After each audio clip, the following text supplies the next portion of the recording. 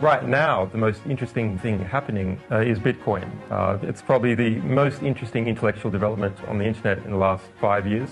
A lot of people have heard about Bitcoin but not really understand it. So you think, okay, it's some online currency, what's the big deal? There's, you can have a PayPal account, that's kind of like an online currency, or even your Visa card. Well, actually all the processing occurs online. Isn't that really like an online currency? Or you can buy gold, that's kind of like an online currency.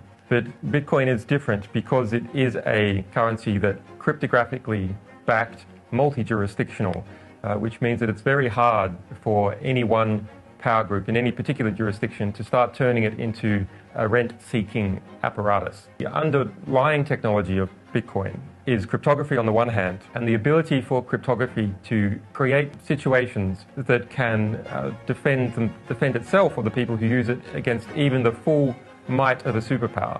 A full might of a superpower doesn't help you smash a maths problem. A maths problem is a maths problem, and it's something that is connected to the existence of intelligence in the universe or basic physics. It's not something you can get at simply through overwhelming coercive power or lots of people. And the other underlying basic technology is proof of publication at a particular time. And we've never really had that. In the digital world, we can delete history extremely easily, and history, even without an attempt to delete it, starts disappearing as a result of startup companies going under or particular bits of history not becoming profitable anymore. And that notion of being able to disappear history entered into Orwell's writing, and you can look at what is, I think, his most substantive intellectual comment, which is he who controls the present controls the past, he who controls the past controls the future.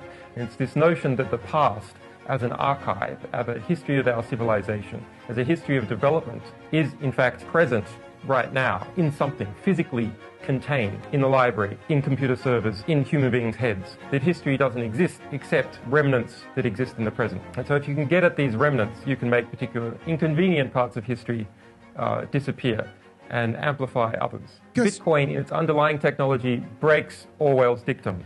It breaks Orwell's dictum by providing proof of publishing at a certain time. And that is the intellectual underpinning of that whole system and can be used for lots and lots of other things. And so that's the big expansion we're about to see in Bitcoin. All derives from this basic premise that you can prove that a particular statement, a particular consensus, a particular contract happened at a particular time globally, and it requires the subversion of every single jurisdiction where people are running Bitcoin to overturn that.